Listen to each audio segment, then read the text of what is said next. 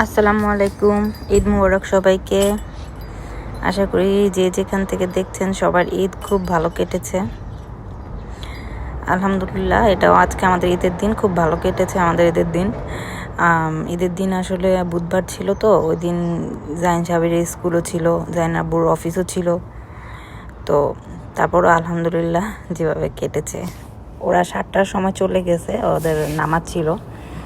তো সেই সকালবেলা ঘুম থেকে উঠেছে বাচ্চাগুলি। তো ওরাও সবসময় স্কুল থেকে আসলে ব্যাগ এখানেই রাখে।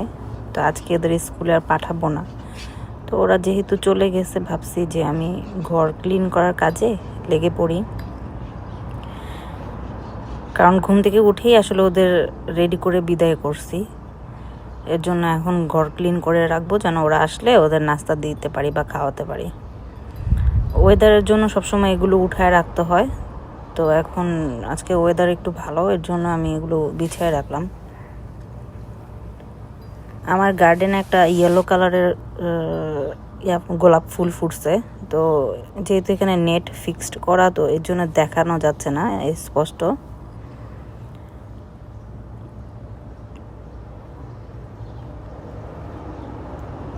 সোফার মধ্যে ওরা বেডের মতো করেই থাকে, দেখা যায় জাহিন সাহেবই বেড বানায়, এখানে সারাদিন থাকে। তো দেখা যায় এই জায়গাটা ভিতরে, আর সোফাগুলো সরানোই হয় না কখনো। তো আজকে ভাবছি যে এই সোফাটা একটু এই পাশে নিয়ে আসি, কিছুক্ষণ পরে দেখা যাবে ওরা আবার সোফা সরায় ফেলবে। এখানে থ্রো ব্ল্যাঙ্কেটগুলো রাখছি। তো এই জায়গাটা একদম পুরো মেসি হয়ে রয়েছে। এই জায়গায় বেলুনগুলো ফুটাই নাই, জাহিনের জন্মদিন ছিল, পরে ভাবছি যে যতদিন থাকে খেলুক, পরে যদি নষ্ট হয় বা ফুটে যায় তাহলে ফালাই দিব। তো এই সোফাটা সাধারণত এখানে থাকে, কারণ হচ্ছে ওরা এখানেই শুয়ে থাকে সারাদিন, দুই ভাই। আমি যেখানে যাই পিছে পিছে ওখানেই যাই আসলে। আমি উপরে গেলে উপরে, নিচে থাকলে নিচে। আর কিচেনের অবস্থা অত খারাপ না, কারণ হচ্ছে আমি রাত্রেবেলা সব গুছাই ঘুমাইছি। জাইন আব্বু রাত্রে জাগনা ছিল, ও আর কি দেখা যায় একটু খাইছে। আর এই যে আমি রাত্রে রান্না করে রেখে গেছি বিফ, আর আজকে বাকি রান্নাগুলি করব। আর কেউ আসবে না, তো এই জন্য আসলে তাড়াহুড়া বা ওরকম কোনো কিছু নাই। আমি আগে সকালবেলার খাবার খেয়ে নেই। সকালবেলা আমি হচ্ছে খালি পেটে যে অলিভ অয়েল বা লেমন ড্রিঙ্কস এটা খাই। তারপর হচ্ছে আমি একটু ফ্রেশ হইতাছি। আর ফ্রেশ হইতে হইতে বলতেছি যে মেয়ে মানুষের কত কিছু লাগে আসলে। আর মানে ঈদ আসুক না আসুক, ব্রণ আসবেই, মুখে ব্রণ এসে পড়ছে। ব্রণ উঠছে, ঘুম থেকে উঠেই দেখি এটা ব্রণ উঠলো। এটা আসলে আমার বিশেষ কোনো দিনে ব্রণ আসেই বাধ্যতামূলক।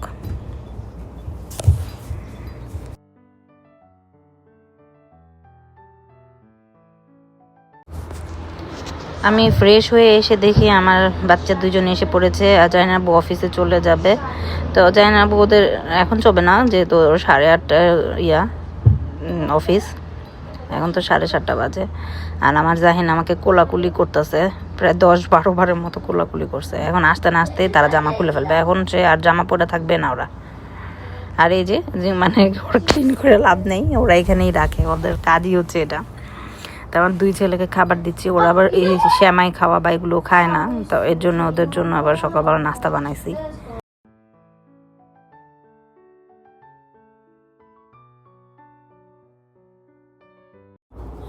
ঘর গুছায় আসলে আমি কুল পাই না, আবার উপরে যাইতে হবে, উপরে এখনও ক্লিন করি নাই। মানে ওরা তো ঘর নষ্ট করেও আবার হচ্ছে এখানে খায়। এই যে সাবির জাহিন দুজনেই, ওরা টেবিলে বসে কখনোই খাবে না, যেখানে টিভি সেখানে বসে বসে খাবে। তো উপরে ঘর ক্লিন করতে এসে একটা উপকার হয়েছে, আমার হাজব্যান্ড মানে বকশিস দিল। বলতেছে তুমি তো আমাকে সালাম করবে না, না বকশিস। তো আমি বলছি আসসালামু আলাইকুম। পরে আমাকে হাসতে হাসতে বকশিস দিয়ে দিল। তো ঈদের ঘর গুছাইতে এসে বকশিসও পেয়ে গেলাম। মানে আমি এখনও ফ্রেশও হই নাই, ড্রেসও চেঞ্জ করি নাই, মানে শুধু গুছানোর উপরেই আছি। ঘর গুছানো, নিচতলা গুছাইলাম, ফ্রেশ হইলাম, ওরা এসে পড়ছে। এখন উপরে ক্লিন করছি, মাত্র ক্লিন করছি, উপরে ভ্যাকুয়াম করছি, আর আমার বাচ্চা দুজন উপরে এসে পড়ছে। আসলে ওরাও তো একা একা থাকে সারাক্ষণ, কি করবে বুঝতে পারে না, ওদেরও খারাপ লাগে দেখা যায়। এই জন্য মাম্মি যেখানে যায় পিছনে পিছনে এসে পড়ে। আর ওদের তো ট্যাব আর মোবাইল দেখতে দেওয়া হয় না, সপ্তাহে একবার দেখতে দেওয়া হয়। তো এর জন্য বন্ধ করে রাখছিলাম, এখন আর ওপেন করতে পারতেছে না। এর জন্য নিয়ে আসছে যে আম্মু একটু খুলে দাও। দেখি মোবাইল টিভি। আর বাহিরে আজকে অনেক রোদ উঠছে, খুব ভালো লাগতেছে। সন্ধ্যার পরে কেন জানি না, মানে বৃষ্টি বৃষ্টি ভাব হয়ে যায়, ওয়েদার খারাপ হয়ে যায়, কিন্তু আজকে যাক ওয়েদারটা ভালোই ছিল। তো আমার বেডরুমের পাশে যে রুম, এটা আমি বাংলাদেশে যাব সব কিছু বের করে রাখছি, মেকআপ মানে যা যা আছে, যা লাগে আর কি মেয়ে মানুষের, এইগুলো সব বের করে রাখছি। আর এটা হচ্ছে আমার আর কি ক্লোজেট, যেখানে আমি রেডি হই। এই তো ড্রেস চেঞ্জ করে নিচে এসে পড়ছি। তো জাহিনা আব্বু হচ্ছে চা বানাচ্ছে, আর জাহিনা আব্বু ওই যে চা বানানোর পরে কিচেন আরও নষ্ট করে রেখে গেছে।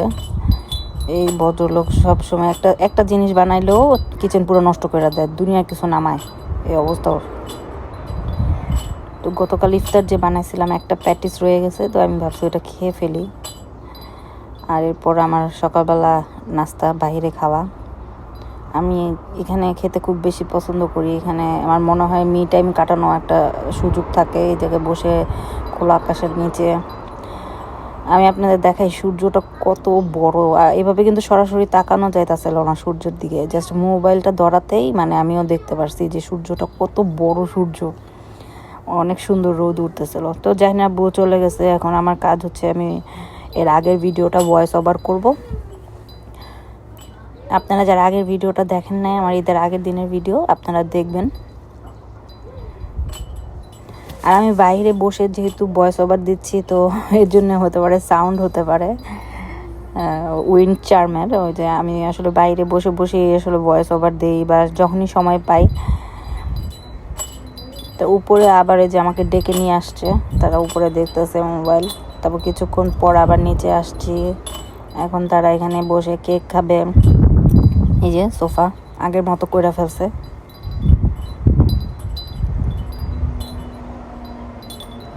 বুঝি আসলে একা একা থাকে ওরা, এর জন্য আমিও আর কিছু বলি না, যে এবার থাকে এখানেই শুয়ে থাকুক। আমি যেখানে থাকি, আমি নিচে থাকলে ওরা নিচে থাকে, ওদের আসলে ভালো লাগে না।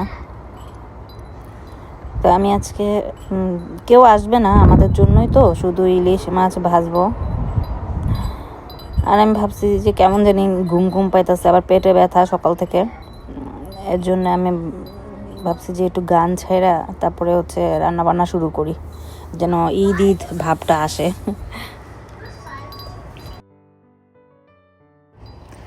আর ইলিশ মাছ ফ্রোজেন ছিল বিদায় মনে হয় এত স্মেল করতেছিল, তো আবার সাথে সাথে ক্যান্ডেল জ্বালাই দিছি। জানি না, মানে আমরা তো এখানে ফ্রেশ মাছ খাই, কিন্তু এত গন্ধ থাকে না। ইলিশ মাছ ওয়াশ করছি পরের থেকেই দেখা যায় অনেক প্রচুর স্মেল। আর এখানে একটা জিনিস দেখাচ্ছি, আমাদের এখানে তো ওই যে ইউজ করা তেলটা সরাসরি ফালানো যায় না, তো এরকম একটা কাপড় পাওয়া যায়, একদম পুরো কাপড়, এটা টিস্যু না, একদম কাপড়ের মতো।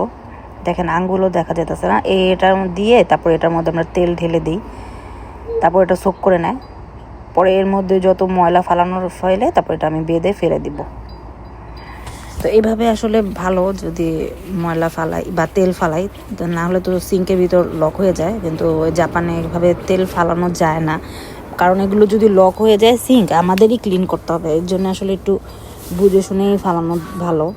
আর এগুলো হচ্ছে 100 ইয়েনের দোকানে পাওয়া যায়, এই কাপড়ের মতো যে এগুলো 100 ইয়েন দোকানেই পাওয়া যায়। তো আমি এখানে আসলে ওই যে বললাম না গান ছাড়ছি যেন ঈদ ঈদ ভাইব হয়। আর ওরা তো ওই যে উপরে ছিল, তো ওরাও নেমে আসছে। তো ওরা নেমে আসার পরে কিন্তু আমি আর টিভি দেখতে পারি না বা গান ছাড়তে পারি না, কারণ ওরা আবার টিভি পাইলে আর আসলে আমার দেখতে দেয় না। তাই আমি এখানে কিছু রান্নাবান্না করে ফেলছি, বেগুন ভাজা, কাবাব ভাজা আর মাছ ভাজা, এই। আর এখানে বাসনপত্র ধুয়ে রাখছি, এখন আমি হচ্ছে খিচুড়িটা রান্না করব, আর বিফ তো রান্না করাই আছে। তো খিচুড়িটা রান্না করা শেষ হয়ে গেলে আসলে আমার কোনো কাজ নাই। আর আমার জাহিন সাহেব তো এগুলো খায় না, যে সত্যি কথা। আমার ছেলেরা ভাত খাবে, ভাতও খাইলে আর কি কী দিয়ে ভাত খায় মানে আপনাদের দেখাবো। মানে ওরা হচ্ছে কোনো তরকারি বা কোনো কিছুই খেতে চায় না, হয় নাগেটস ফ্রাই বা এবি ফ্রাই। আর আমার ছোট ছেলে একদম, ওর বলে ঠান্ডা লাগতেছে, এর জন্য ব্ল্যাঙ্কেট নিয়ে এসে পড়ছে। এই হচ্ছে ওদের অবস্থা, মানে একদম পুরা নিচে বেডরুম বানায় তারপর ঘুমায়।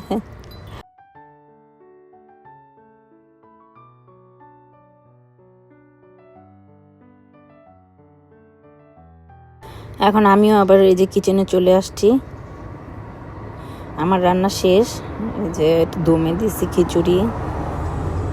এখন আমার কোনো কাজ নেই, এখন আমি হচ্ছে জাইনা আব্বু আসার জন্য ওয়েট করব, আর এগুলো ক্লিন করব। জাইনা আব্বু আস্তে আস্তে আসলে অনেক দেরি, তা আমি ওই যে ওদের সাথে শুয়েছিলাম, সময় পারই হচ্ছে না। আর সবচেয়ে কষ্টদায়ক হচ্ছে আমার বাংলাদেশ থেকে কেউই আমাকে ফোন দেয় নাই, শুধু আমার শ্বশুরবাড়ির মানুষ ফোন দিয়েছে, শ্বশুরবাড়ির মানুষের সাথে কথা হয়েছে। সবাই ব্যস্ত, আসলে বাংলাদেশে সবাই ব্যস্ত। আর আমি এই যে ঈদের দিন একা একা খাচ্ছি, একা একা সময় পার করছি। আসলে কেউ নাই বাইরের দেশে, মাঝে মধ্যে অনেক খারাপ লাগে, কিন্তু এখন আমি অভ্যস্ত হয়ে গেছি। 12 বছর পার করছি তো একা একা, এখন আমার এই লাইফটাই ভালো লাগে, যে আমি একাই থাকতে পছন্দ করি। মানুষ মনে করে প্রয়োজন হলে, আসলে কি বলবো, কেউই নাই, নিজের কেউই নাই বলতে। আপন বলতে হচ্ছে নিজের হাত পা আর আমি নিজে, এই আর কি। আর আমার এই 2টা দুষ্টু বাবু যাদের সাথে আমি সারাক্ষণ থাকি। কীভাবে যে সময় কাটলো, খাওয়া দাওয়া করলাম, আপনাদের সাথে কথা বলতেছি। আর এই যে আবার ওয়েদার খারাপ, আবার ভিতরে নিয়ে আসছি, মানে ওয়েদারের জন্য কিছুই করতে পারি না। আমরা একদম সন্ধ্যার দিকে 7টার দিকে কি 7:30টার দিকে মনে হয় আমরা বের হয়েছিলাম। তো বাচ্চাদেরকে নিয়ে একটু পার্কে আসছি, আর ভাবিদের সাথে একটু দেখা করছি। এখানে আসার পরে ভালো হয়েছে, আমি একটু কথা বলতে পারছি ভাবিদের সাথে, আর আমার বাচ্চারাও খেলাধুলা করছে।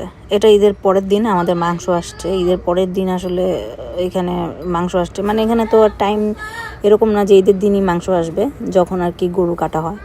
তো একদিন পরেই, মানে বাংলাদেশের সময় আমরা এখানে মাংস পাইছি। আমার এগুলি দেখতেও খুব ভালো লাগে, কারণ হচ্ছে আমি বাংলাদেশ থাকতে আমার আব্বু যখন কাটতো না, আমি কিন্তু মানুষদের দিতাম। তো এই কাঁচা মাংস ধরতে কেন জানি আমার একটা অন্যরকম ভালো লাগে, কারণ আমি হচ্ছে সবাইকে দিতাম আর কি, নিজের হাতে ভাগ করতাম। তো ওই জিনিসটা আমার কাছে খুব ভালো লাগে, মানুষকে নিজের হাতে দিতাম, তো এর জন্য ওইগুলো দেখতে আমার ভালোই লাগে। এখন আর আসলে ওখানে তো কাউকে দেওয়া হয় না, এভাবে হাতে করে দেওয়া হয় না। তো যাই হোক, এ ছিল আজকে আমাদের ভিডিও, আজকের এই দিন। আর এটা হচ্ছে ঈদের পরের দিনের ভিডিও। আর ভাবির বাসায় আসছি, আশা করি আপনাদের ভালো লাগবে। যে যেখান থেকে দেখছেন সবাইকে ঈদ মোবারক, সবাইকে ঈদের শুভেচ্ছা। সবার জন্য দোয়া রইল, হ্যাঁ আমাদের জন্য দোয়া করবেন, সবাই ভালো থাকবেন। আর আমি ওনার ভিডিও করছি, উনি প্রথম জাপানিজ বাঙালি হয়েছে, আলহামদুলিল্লাহ। সবাই দোয়া রাখবেন।